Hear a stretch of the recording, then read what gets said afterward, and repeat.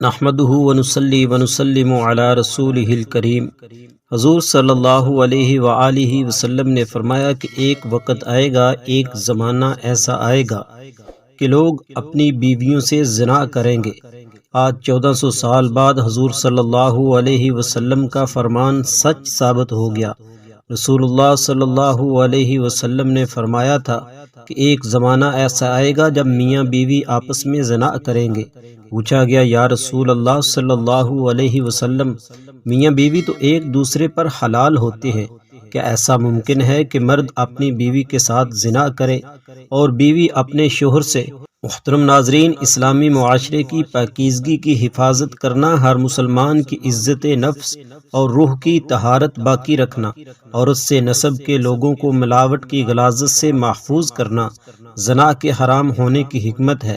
عبرانی کی ایک صحیح حدیث میں ہے کہ ابو العاص نبی صلی اللہ علیہ وسلم سے روایت کرتے ہیں کہ آپ صلی اللہ علیہ وسلم نے فرمایا، روزانہ آدھی رات کے وقت آسمان کے دروازے کھول دیے جاتے ہیں اور ایک پکارنے والا فرشتہ پکارتا ہے کہ ہے کوئی دعا کرنے والا جس کی دعا قبول کی جائے، ہے کوئی سوال کرنے والا جس کا سوال پورا کیا جائے، ہے کوئی مصیبت زدہ جو دعا کریں اور اس کی مصیبت دور کر دی جائے۔ یعنی آدھی رات کے بعد دعائیں قبول ہونے لگ جاتی ہیں۔ محترم ناظرین، اللہ تعالی ہر دعا کرنے والے مسلمان کی دعا قبول فرماتا ہے، سوائے زانیہ کے جو اپنی شرمگاہ کے ذریعے غیر مرد کو سیراب کرتی ہے۔ زانیہ عورت جو زنا کے ذریعے مرد کا دل بہلاتی ہے اور پھر اس کی دعا قبول نہیں ہوتی۔ زنا کرنے والے لوگ خود اپنے آپ کو اللہ کے عذاب کا مستحق بنا لیتے ہیں۔ حضرت عبداللہ بن عباس رضی اللہ تعالیٰ عنہ کہتے ہیں کہ رسول اللہ صلی اللہ علیہ وسلم نے فرمایا، جب کسی بستی میں زنا اور سود عام ہو جائے تو گویا اس بستی کے لوگوں نے اپنے آپ کو اللہ کے عذاب کا مستحق بنا لیا کہ ان پر کسی بھی طرح کا عذاب آ جائے۔ پھر اسی طرح زانی کو دنیا میں بھی اللہ کی طرف سے سزا مل کر رہتی ہے، یعنی کہ یہ ایک ایسا جرم ہے کہ جس کی سزا دنیا میں بھی ملتی ہے اور آخرت میں بھی۔ حضرت انس کہتے ہیں رسول اللہ صلی اللہ علیہ وسلم نے فرمایا، دو گناہ ایسے ہیں جن کی سزا میں جلدی کی جاتی ہے اور دنیا ہی میں دے دی جاتی ہے۔ نمبر 1 زنا، دوسرے نمبر پر والدین کی نافرمانی کرنے والا، ماں باپ کی بات نہ ماننے والا، اور اب یہ کہ جو شخص ایسی بیماری میں مبتلا ہو جاتا ہے یا زنا جیسی بیماری میں مبتلا ہو جاتا ہے تو پھر اس کا ایمان کیسے رخصت ہوتا ہے کہ اس گناہ کو چھپانے کے لیے جھوٹ پہ جھوٹ بولتا چلا جاتا ہے، ایک نہیں کئی جھوٹ بولتا ہے، اور جب کوئی انسان جھوٹ بولتا ہے تو اس کے منہ کی بدبو سے فرشتہ اس سے کئی میل دور چلا جاتا ہے، اس انسان سے اللہ تعالیٰ کی حفاظت ہٹ جاتی ہے اور وہ شخص ذلیل ہو کر رہتا ہے۔ دنیا میں بھی انسان پر طرح طرح کی بیماری اور طرح طرح کی مصیبتیں نازل ہوتی ہیں۔ پھر بڑھاپے کی عمر میں زنا کرنا اللہ کی غضب اور غصے کو اور بڑھاتا ہے۔ پھر اسی طرح جس بستی میں زنا عام ہو جائے وہاں موتیں بہت ہونے لگتی ہیں، موت کی کثرت ہو جاتی ہے، قتل کی کثرت ہو جاتی ہے۔ پھر اسی طرح کسی بھی غیر حاضر شخص کی بیوی سے زنا کرنے والے شخص پر اللہ تعالیٰ قیامت کے روز ایک سانپ مسلط کر دیں گے۔ مذہبی کتب میں قیامت کے آنے سے پہلے بہت ساری علامات کا ذکر کیا گیا ہے۔ قیامت کی علامات میں سے سب سے پہلی علامت حضرت محمد مصطفیٰ صلی اللہ علیہ وسلم کی آمد اور وفات ہے۔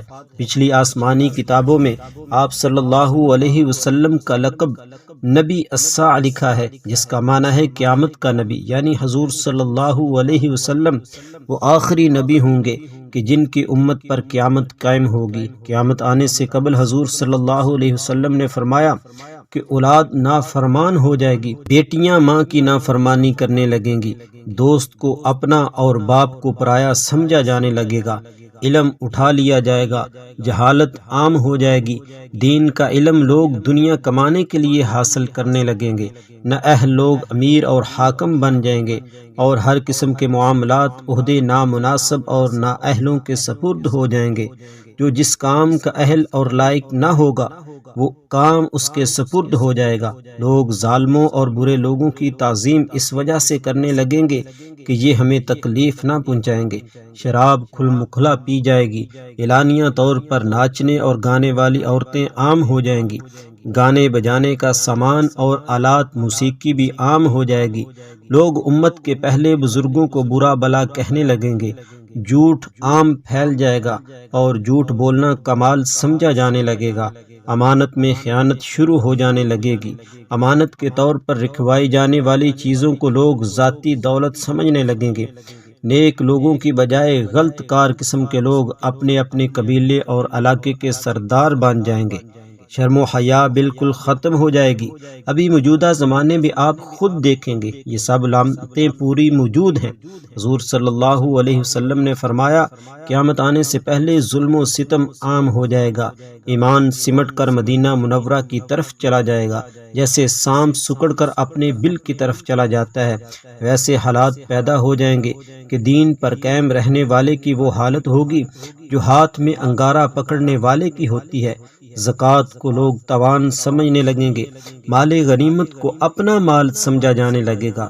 ماں کی نافرمانی اور بیوی کی فرما برداری شروع ہو جائے گی۔ عورتیں زیادہ اور مرد کم ہو جائیں گے، یہاں تک کہ ایک مرد 50 عورتوں کا نگران ہوگا۔ زناکاری اور بدکاری عام ہو جائے گی، حتیٰ کہ حضور صلی اللہ علیہ وسلم نے فرمایا کہ قیامت کے قریب زمانے میں لوگ اپنی بیویوں کے ساتھ زنا کریں گے۔ محترم ناظرین، لوگوں کو اپنی بیویوں کے ساتھ زنا کرنا اس کی کئی صورتیں ہیں۔ ایک صورت تو اس کی یہ ہے کہ مرد یا عورت کوئی کفریہ بول دے اور نکاح ٹوٹ جائے اور ان کو اس کا پتہ ہی نہ ہو کہ نکاح ٹوٹ گیا ہے یا نہیں۔ اور آج کل تو یہ بات عام ہے، لوگوں کو اس بات کا علم ہی نہیں۔ بلکہ قاری ثناء اللہ پانی پتی نے لکھا ہے کہ اگر دو بندے گفتگو کر رہے تھے، ایک نے کہا یہ تو شریعت کی بات ہے اور اگلا آدمی کہتا ہے کہ میں شریعت کو نہیں مانتا، تو وہ آدمی کافر ہو گیا۔ تو ہمیں چاہیے کہ ہم علماء سے پوچھیں کہ کلماتی کفر کون کون سے ہیں، یہ نہ ہو کہ ہم ایسے جملے بولیں اور کفر کا ارتکاب کر رہے ہوں۔ کئی جملے تو بہت عام ہیں، تو ان کا علم حاصل کرنا ضروری ہے کہ کہیں ہم تو اپنی گفتگو میں کوئی ایسی بات نہ کہہ جائیں کہ اگر نکاح ٹوٹ گیا تو پھر ہم بھی ایسے ظلم میں ابھی بھی رہ رہے ہیں اور زنا کا گناہ لکھا جا رہا ہے۔ تو فرمایا کہ مرد قرب قیامت میں اپنی بیویوں سے زنا کریں گے۔ ایک صورت تو یہ ہے کہ یہ کفریہ کلمات کہیں گے اور ان کو پتہ بھی نہ ہوگا اور یہ آپس میں زنا کرتے رہیں گے۔ اور دوسری صورت ایک دوسرے کے ساتھ بحث، اور یہ تو ہر گھر کی بات نظر آتی ہے۔ جب شادی ہوئی تو میں بولتا تھا اور بیوی سنتی تھی۔ اس نے کہا کہ پھر اپنے بچے ہو گئے تو بیوی بولتی تھی اور میں سنتا تھا۔ اس نے کہا پھر ہم دونوں بوڑھے ہو گئے، اب ہم دونوں بولتے تھے اور محلے والے سنتے تھے۔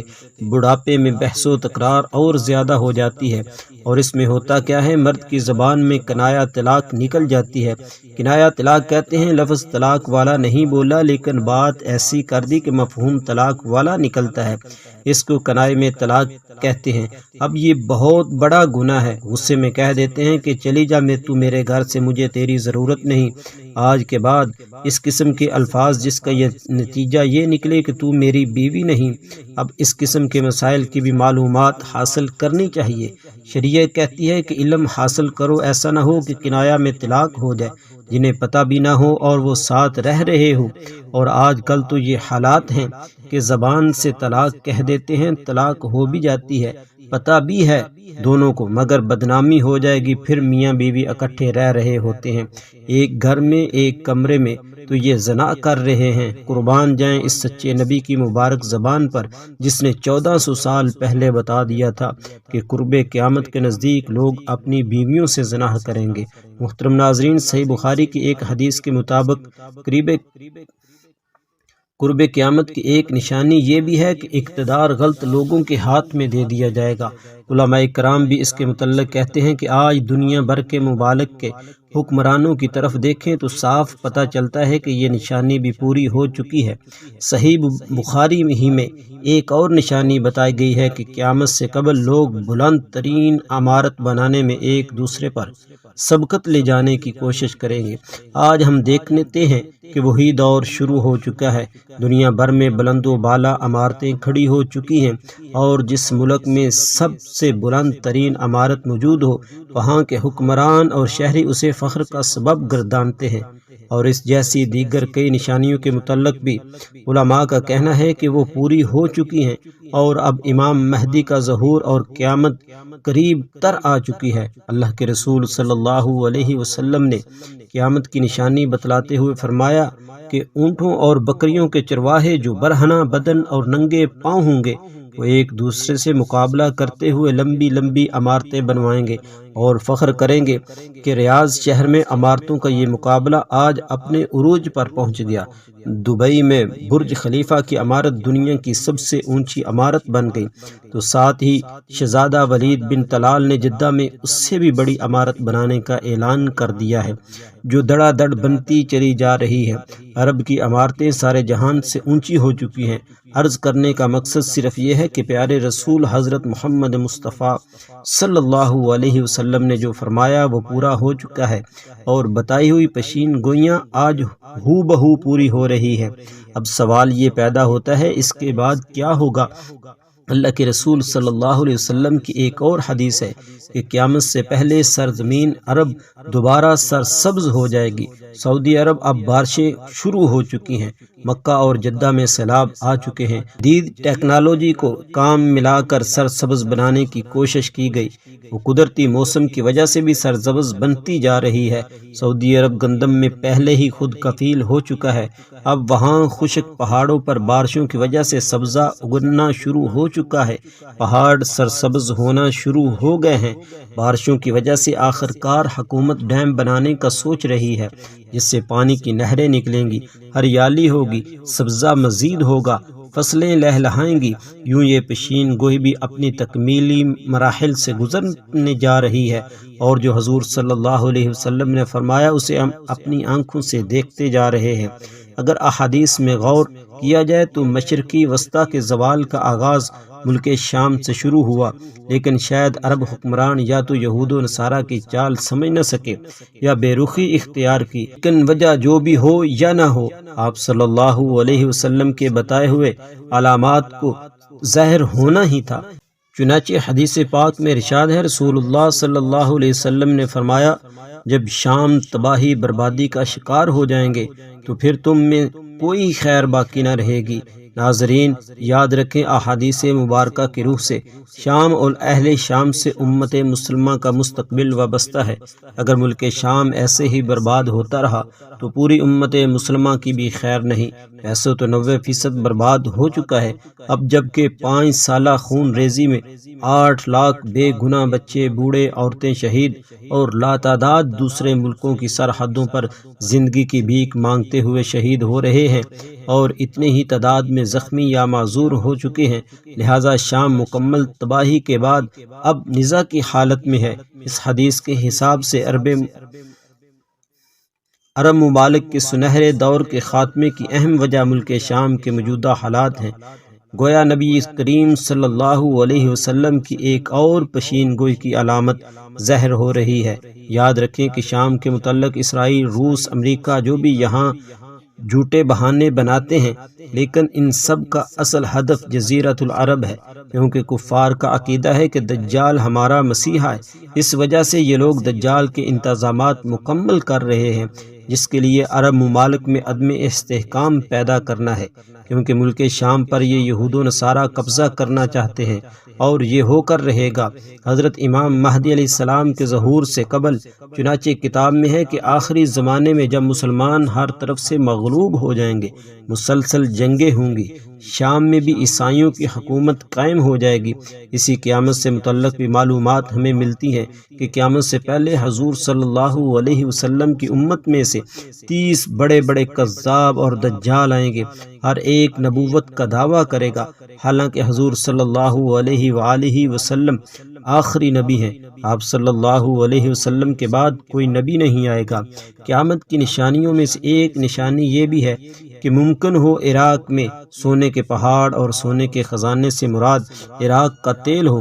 جب یہ علامتیں ہو چکی تو سخت قسم کا عذاب شروع ہوگا۔ اس میں سرخ آندھی آئے گی، آسمان سے پتھر برسیں گے، لوگ زمین میں دنسا دیے جائیں گے، لوگوں کی شکلیں مسخ ہو جائیں گی۔ پھر ایسی کئی نشانیاں ظاہر ہوں گی جیسے ہار کا دھاگا ٹوٹنے پر مسلسل دانے گرنے لگتے ہیں۔ زمانہ وقت کے گھوڑے کو پر لگائے جیسے تیزی سے گزر رہا ہے، اس تیزی سے ہم نبی صلی اللہ علیہ وسلم کی احادیث کی روشنی میں بتدریج قرب قیامت کی آمد کی طرف بڑھ رہے ہیں کہ یہ نشانیاں پوری ہو کر قیامت کے قریب ہونے کو واضح کر چکی ہیں اور اب کچھ ہی علامات باقی ہیں۔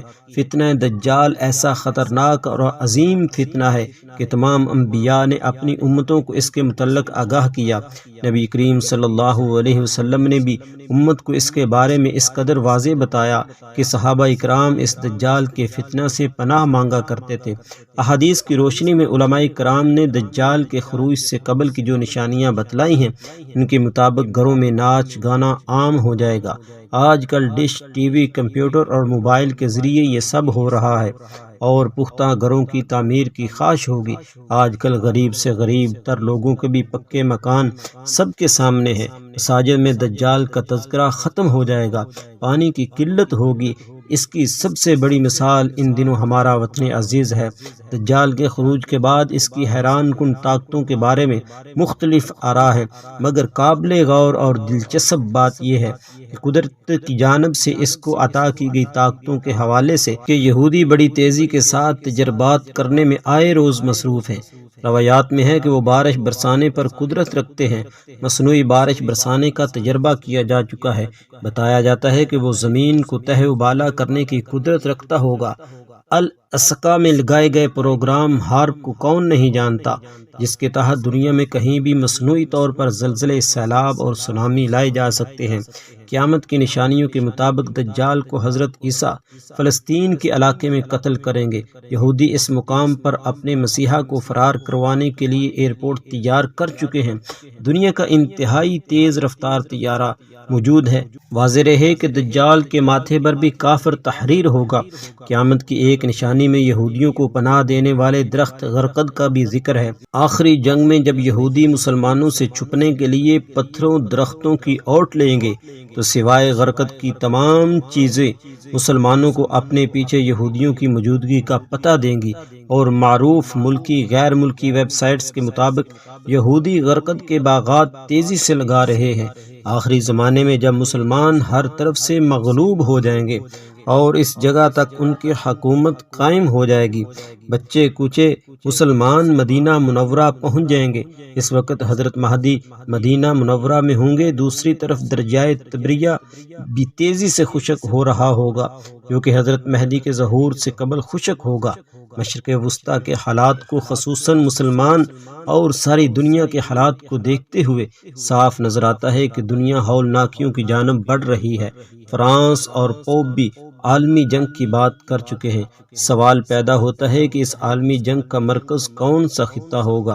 واضح نظر آ رہا ہے مشرق وسطیٰ ہی متوقع ہے۔ یہاں بھی ہندوستان اور پاکستان کی بڑھتی رنجشیں اور کشمکش میں سے لگتا ہے کہ حالات غزہ ہند کی طرف رخ کر رہے ہیں، کیونکہ حضرت ابو ہریرہ رضی اللہ تعالی عنہ سے روایت ہے کہ رسول اللہ صلی اللہ علیہ وسلم نے ارشاد فرمایا، میری قوم کا ایک لشکر آخر وقت کے نزدیک ہند پر چڑھائی کرے گا اور اللہ اس لشکر کو فتح نصیب کرے گا، یہاں تک کہ وہ ہند کے حکمرانوں کو بیڑوں میں جکڑ کر لائیں گے۔ اللہ اس لشکر کے تمام گناہ معاف کر دے گا۔ پھر وہ لشکر واپسی کا رخ کرے گا اور شام میں موجود عیسیٰ ابن مریم علیہ السلام کے ساتھ جا کر مل جائے گا۔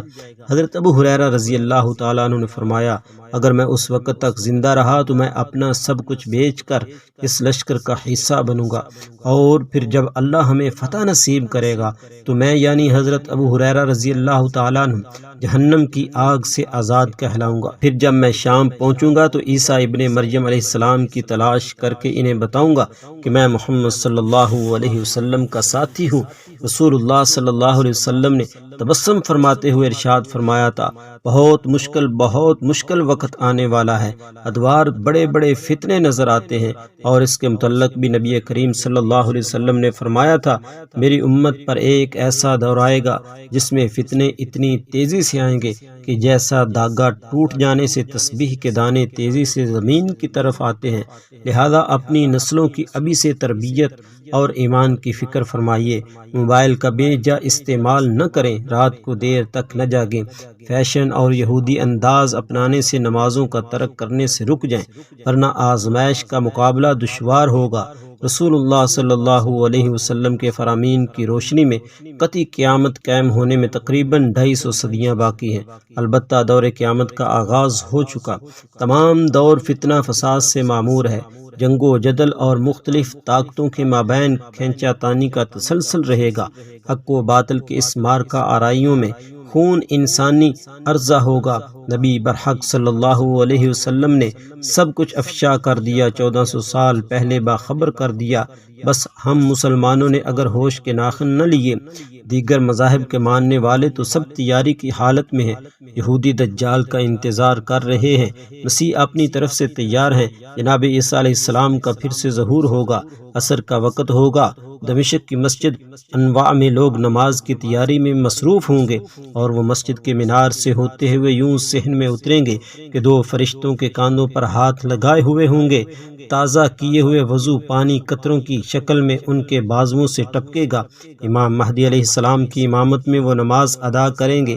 ان کی تدبیر بہت سے مسیح لوگوں مسلمانوں کے ساتھ آ ملیں گے، یہاں تک کہ حضور صلی اللہ علیہ وسلم کے فرمائے ہوئے فرمودات پر مسلمانوں کا ایمان ہے۔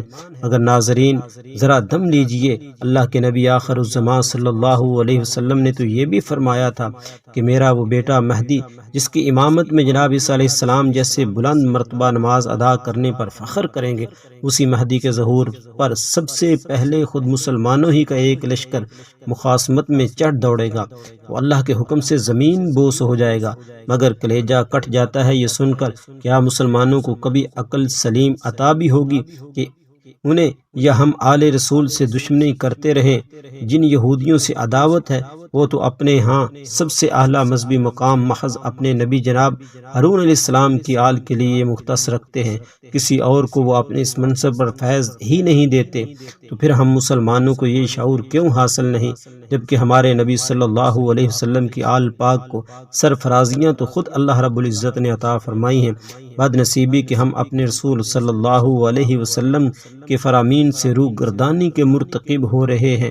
اللہ رب العزت کی ذات سے دعا ہے کہ اللہ رب العزت ہمیں حق اور صحیح سمجھ عطا فرمائے۔